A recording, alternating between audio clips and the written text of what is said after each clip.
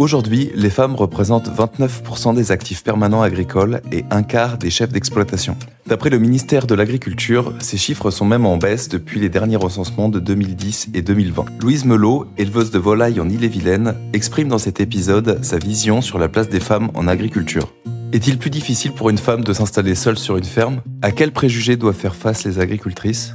Comment ressentent-elles le regard masculin sur leur activité ? Louise répond à ces questions dans cet épisode. Salut Louise. Salut. Comment ça va ? Ça va bien. Eh ben, écoute, je te laisse si tu veux pour commencer à te présenter. D'accord, très bien. Donc moi c'est Louise, je suis éleveuse de volailles bio que je commercialise en circuit court. Je suis pas fille de paysan, je suis pas du milieu agricole, donc j'ai fait des études à la base d'éducatrice spécialisée. J'ai jamais travaillé dans le domaine après. C'est juste après que je me suis tournée en fait vers l'agriculture. J'ai eu envie de m'installer, donc j'ai fait un BPREA pour avoir un diplôme agricole. Et donc je me suis installée au 1er décembre 2020. Donc sur ma ferme, j'élève surtout des volailles de chair, donc poulet, pintade. Ok. Et j'ai aussi un peu de pondeuse, donc j'ai 180 pondeuses. Et donc, à côté de ça, j'ai du terrain un peu pour produire l'aliment de mes volailles. Donc, j'ai une SAU totale de 10 hectares. Et donc, je suis installée toute seule sur la ferme. Et j'ai, depuis 6 mois, j'ai une apprentie. D'accord. Donc, qui est là à peu près à mi-temps, qui est en BTS. Donc voilà. Ok, très bien. Très clair. C'est assez clair. Parfait. Et puis, chose importante, je suis installée sur une ferme, sur le même site, en fait, qu'une autre ferme. On est 2 fermes sur le même site. Donc, la ferme de mon conjoint, qui est associé avec son frère. Donc, qui est, lui, en production laitière bio en circuit long. Qui était l'invité du podcast du mois dernier. C'est ça. Donc, merci pour la présentation. Et là, aujourd'hui, on est là pour parler surtout de la place des femmes en agriculture. Donc, je te propose de rentrer dans le vif du sujet directement avec la première question. Pourquoi, toi, c'est un sujet important pour toi et quel serait ton regard sur la place des femmes en agriculture ? Je trouve que en fait, les femmes sont pas mal invisibilisées dans l'agriculture. On est, alors si je dis pas de bêtises, je crois qu'on est à peu près un quart des installés agricoles. Enfin, je trouve que ce soit dans les médias, dans les catalogues agricoles, on n'est pas là en fait, on n'existe pas. Je trouve ça important de montrer qu'on est là, montrer qu'on a notre place et qu'on fait partie du tissu rural, voilà, qu'on a notre place, qu'on est là, qu'on a notre mot à dire. Si on s'intéresse à la partie physique ou pénibilité physique du métier, est-ce que toi, sur ta ferme, il y a des outils et des équipements qui sont adaptés justement pour faciliter ou pour moins se fatiguer ? Alors alors déjà moi je suis une personne, enfin j'aime bien le travail physique, mais j'aime pas bosser pour rien, enfin de juste soulever des trucs pour soulever des trucs. On a autre chose à faire dans notre journée. Faut être efficace. Voilà. Et donc alors moi je pars du principe que je suis une femme, mais en fait c'est même pas le rapport avec ça. Je pense que chacun en fait devrait réfléchir sur sa ferme pour avoir un outil de travail adapté et éviter en fait d'être cassé à 35 ans parce que tel outil est pas adapté, parce que je soulève 15 fois un saut de 10 kilos, le soulever 2 fois. Enfin, j'essaye de réfléchir déjà dès la conception de la ferme. Je suis partie de rien en fait, c'était pas une reprise, donc tout était à créer et en fait ça fait beaucoup de boulot de tout créer, mais en même temps ça permet de faire ça à son image. Ouais. Et donc dès le début en fait ça a été réfléchi, j'ai pas mal réfléchi avec mon conjoint qui a un esprit très très pratique. Par exemple, toi, qu'est-ce que tu as pu ce qu'on a mis en place. Alors déjà je suis sur poulailler mobile. Donc, je suis sur des poulaillers qui n'ont pas de fond et donc qui sont déplacés entre chaque lot. Et ça me permet, entre autres, de pas avoir de poulailler à curer avec une fourche à main. Je fais ça au tracteur fourche, ça prend un quart d'heure. Okay. Sinon, par rapport au matériel, donc moi j'ai un tracteur donc 80 chevaux. Le petit matériel attelé est sur triangle d'attelage, donc c'est hyper pratique, hyper rapide. Et au final, alors mon tracteur est quasiment tout le temps équipé, attelé sur un transpalette hydraulique avec lequel je fais quasiment tout. Donc j'ai une benne qui a été adaptée pour être prise au transpalette hydraulique pour transporter des petits ballots de paille, pas mal de choses. Et c'est pareil, j'ai fait on a conçu des cuves à aliments pour pouvoir monter l'aliment aux volailles. Et je le soulève avec mon transpalette et faire descendre par gravité dans des réserves dans les poulaillers. Ça évite d'avoir à porter l'aliment. Je le porte qu'une fois, en fait, des réserves jusque dans les mangeoires. Alors, on entend souvent que les femmes sont plus astucieuses, mais est-ce que tu penses pas que c'est que peut-être dans le monde agricole, tu as un culte de la force et de la virilité où il faut être le plus fort et quitte à s'exploser. C'est vrai qu'on voit certains collègues, on a l'impression qu'ils aiment faire 3 fois plus de travail physique qu'il faudrait si c'était un peu plus réfléchi, mais ouais, je pense qu'il faut vraiment de la réflexion en amont et je pense que quand on s'installe, c'est vraiment important quand on s'installe parce qu'une fois qu'on est un peu la tête dans le guidon, c'est plus dur de relever la tête, de se dire là, ça pourrait être un peu plus simple. C'est quoi ta vision du fameux il est où le patron? C'est quoi tes relations avec tous les intervenants qui viennent sur la ferme, qu'ils soient hommes ou femmes d'ailleurs, mais les conseillers, les technico-commerciaux, les gens de la CUMA Alors ouais, j'ai de la chance, ayant une petite ferme et faisant de la vente directe, j'ai pas énormément de commerciaux qui me tournent autour. Ils savent qu'ils ont pas de pognon à se faire, donc ils viennent pas trop me voir. Et je suis dans un domaine aussi où il y a, sur la vente directe et même sur la volaille, il y a quand même un peu de femmes. Donc la relation est pas forcément la même. Mais oui, aussi, je pense que je suis quand même dans un milieu en bio, en vente directe, en volaille. Qui fait qu'on a des gens qui gravitent autour, qui sont habitués à bosser avec des femmes. D'accord. J'ai quand même la CUMA qui vient. Depuis peu, il y a une femme à la CUMA, donc ça s'ouvre un peu. Ouais. Mais j'ai jamais eu de soucis. Moi avec les gars de la CUMA ou autres. Après, je vois bien qu'il y a des choses. Mon conjoint qui a un peu plus de commerciaux étant sur une ferme laitière. Les cadeaux des commerciaux, c'est toujours un t-shirt taille homme. Même mon conjoint qui est petit, il a jamais de choses à sa taille. Donc, pour nous les femmes, il y a pas. En général, c'est ça, c'est des polos de mecs et puis voilà. Baisse en manche. C'est ça, ouais. Mais c'est vrai que le banquier, j'ai pas de soucis non plus. Après, je sais que le fait de m'être installée avec Étienne qui était déjà installé sur une ferme à côté, ça rassurait tout le monde. Je le sentais.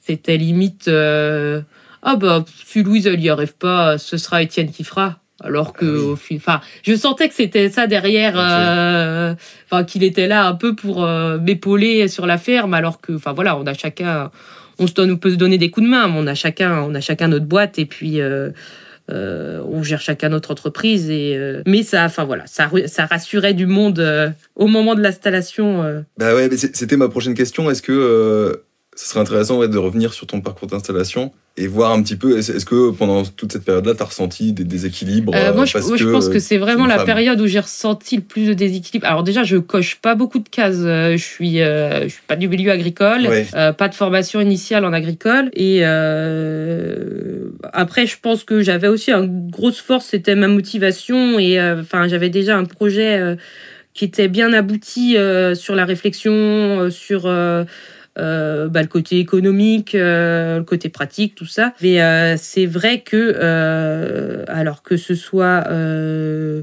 pour la recherche de terrain, un point que je cochais pas. Donc une femme s'installe toute seule, pas du milieu agricole. Et puis je suis pas du coin, donc à la base, donc je connais pas les collègues et tout, enfin les autres agriculteurs, les propriétaires terriens. Et je sais qu'à chaque fois que je rencontrais des propriétaires de terre pour pouvoir m'installer, j'y allais avec mon conjoint, mais c'était vraiment le gage sérieux quoi. Et en général, ouais c'est ça. Il est du coin, il était déjà installé, enfin. Et en général, même il y a beaucoup de propriétaires qui beaucoup, j'en ai pas vu 40 000, mais il parlait surtout avec mon conjoint, quoi. Et puis il partait du principe que de toute façon, les cultures, c'est lui qui allait les faire, quoi. Je rentrais un peu dans leur jeu parce que moi, de toute façon, j'avais un objectif, c'était, si je voulais m'installer, c'était d'avoir eu du terrain. Donc, si ça les rassurait de se dire que c'est Étienne qui allait l'entretenir, allez-y. Et au final, je suis tombée sur une propriétaire femme qui arrêtait la ferme. Enfin, c'était un couple, mais c'était elle qui avait un peu le rôle que de l'homme dans les autres, dans les fermes classiques, dirons-nous, où c'est un couple qui bosse sur une ferme laitière. En fait, c'est elle qui allait faire les ensilages, parce que c'est tout le temps les hommes qui sortent aux ensilages. Oui, c'est vrai, ouais. Et donc, c'est aussi une façon, je trouve, les femmes sont aussi invisibilisées, je trouve, sur ces fermes-là, parce que c'est pas elles qui sortent en fait avec leur tracteur, et en fait elles restent faire les tâches qu'on voit pas. Donc, oui. En fait, on n'a pas l'impression qu'elles bossent autant que leur mari qui est sur le tracteur toute la journée à faire l'ensilage. Et donc pour elle, c'était important en fait de voir qu'il y avait une femme aussi qui voulait s'installer toute seule et faire qui savait de quoi elle avait envie, et c'est là que je vois, en discutant pas mal avec elle, qu'il y a quand même eu de l'évolution, même si tout n'est pas parfait du tout dans la place de la femme, mais elle me racontait ses premiers ensilages. Les gars de la CUMA faisaient exprès d'aller vite avec l'ensileuse, pour qu'elle soit pas à l'aise, et montrer que au final elle faisait moins bien que les autres, et puis finalement après avoir été elle avait un fort caractère, donc elle les a bien recadrés, et puis il n'y a jamais eu d'autres soucis. Et pour conduire un tracteur, il y a pas besoin d'être un homme. Oui. Ça donne pas grand-chose d'avoir des attributs entre les jambes pour conduire un tracteur. Donc, mais ça, c'est pas encore du tout démocratisé. On voit quand même pas beaucoup de femmes sur les tracteurs. Mais alors, je sais pas, si c'est, je pense que c'est une appréhension des femmes et un rôle qui est de toute façon mis d'office sur l'homme. Ouais, c'est possible. Alors que c'est ça, je pense que c'est des choses qui pourraient vraiment bouger, alors que même je trouve ça plus physique de faire la traite que de conduire le tracteur. Complètement, ouais. Donc voilà. Quelles solutions existent autour de toi, des choses qui aideraient à bien se sentir sur sa ferme en tant que femme? Est-ce qu'il y a des programmes ou des choses qui existent auxquelles toi tu participes? Alors je fais partie, ça fait un moment qu'on n'a pas fait de réunion, mais je fais partie d'un groupe de femmes, donc aussi via AgroBio, d'échanges sur, en fait, sur toutes ces thématiques entre femmes. Et c'est intéressant en fait de confronter nos points de vue et puis nos difficultés aussi sur les fermes, et puis ça permet aussi de se rassurer sur notre légitimité à être là. Donc là, c'est des groupes en non-mixité? C'est ça, okay. Ouais. C'est bien aussi pour des personnes qui côtoient surtout des hommes, ça permet aussi d'échanger de nos envies, de nos idées, de nos difficultés. Et je sais qu'AgroBio aussi met en place, AgroBio et d'autres organismes, des formations aussi non mixtes sur la conduite des tracteurs, sur tronçonneuse, soudure, tout ça. Toi, t'as participé à des choses comme ça? Non, moi c'est mon conjoint qui m'avait appris au tout début, même avant que je veuille me lancer dans l'agricole, à débrouiller un minimum avec le tracteur. La tronçonneuse, j'en ai fait assez vite, c'est quelque chose qui m'attirait. Ok. J'aime bien. J'en ferai pas tous les jours, toute la journée, mais c'est des choses que j'aime bien faire. D'accord. C'est pareil, bricoler, j'aime bien sur des petits trucs. Ouais. Je suis loin d'être une grande bricoleuse, mais je sais changer un raccordeau, mettre un coup de meuleuse dans de la ferraille ou des choses assez basiques. Je sais pas encore souder, mais si j'ai le temps d'aller à une de ces formations non mixtes, ça me permettrait aussi d'échanger avec des femmes et puis d'avoir moins ce regard un peu... Enfin, des fois, les gars qui veulent essayer d'apprendre des choses aux femmes, conduite, mécanique, etc., ils sont un peu infantilisants. Enfin, ils ont l'impression qu'on réfléchit pas de la même façon, alors que... peu, ouais. Il y en a qui n'ont pas le juste milieu entre c'est une femme, donc on va lui expliquer tout doucement. Au final, je réfléchis de la même façon. Hein, tu m'expliques, j'y arrive. Et puis, donc c'est bien, je pense, d'apprendre aussi avec un regard bienveillant et pas infantilisant. Et pour finir, qu'est-ce que tu pourrais dire à quelqu'un, une femme en l'occurrence, qui souhaite s'installer en tant qu'agricultrice ? Balance-toi. Tout est faisable. Enfin, si un homme y arrive, je vois pas pourquoi on n'y arriverait pas. Et je pense que en fait, en tant que femme, il faut qu'on se fasse confiance. On est capable de plein de choses aussi. Ça a peut-être pas été dans. Après ça, c'est quelque chose de sociétal. L'homme a souvent plus confiance parce que on lui dit, il est moins remis en question, c'est ça. Il se pose moins de questions, faut monter sur un tracteur, il monte sur un tracteur. Nous, on va se dire, est-ce qu'on va réussir, est-ce que je vais pas casser quelque chose. Le gars, il monte, s'il casse quelque chose, il casse. Nous, on va se dire, faut qu'on fasse attention, mais c'est ça, faut pas qu'on se mette trop de barrières. Il y a plein de choses qui sont faisables. Et on a notre place dans cette agriculture et il faut qu'on montre qu'on est là. Et c'est ça, pour moi, il faut aussi que les choses changent dans la représentativité. C'est pas... Enfin, si on n'est pas représenté, on va pas donner envie aux jeunes de s'installer parce que on va avoir l'impression que c'est pas leur place ou... qu'on soit présente dans les catalogues, qu'il y ait des pages avec des vêtements pour nous, qu'on puisse, qu'ils soient pas forcément roses ou Bien sûr, parce que c'est ça, un vêtement de boulot, c'est fait pour être pratique, c'est pas fait pour être sexy. On n'est pas là pour être sexy sur nos fermes, on est là pour bosser au même titre qu'un homme. Et puis et c'est ça, si on n'est pas dans les brochures, si on n'est pas c'est vrai que j'avais jamais fait gaffe à cette histoire de brochures et de magazines. Regarde les catalogues agricoles, c'est mieux que ça n'était, mais t'as 5 pages pour les hommes, t'en as une femme-enfant, ou donc déjà c'est femme et enfant, donc c'est on est relégué, c'est ça, à la dernière page là, avec du rose partout, et puis ouais, c'est ça, il faut qu'on soit représenté, et il faut qu'on montre qu'on est là, quoi. Et c'est comme ça, enfin voilà, il y a pas beaucoup de renouvellement dans l'agriculture de jeunes à s'installer. Et si déjà on met des barrières pour les femmes, ça fait quand même la moitié de la population en moins qui va avoir des barrières. Et c'est ça, on a vraiment notre place dans cette agriculture et il faut qu'on la prenne. Est-ce que tu as des futurs projets sur ta ferme ? Des futurs projets. Oui et non, peut-être. Je suis en réflexion. Mon apprenti part en août, de voir si je peux embaucher quelqu'un après son départ, peut-être à temps partiel.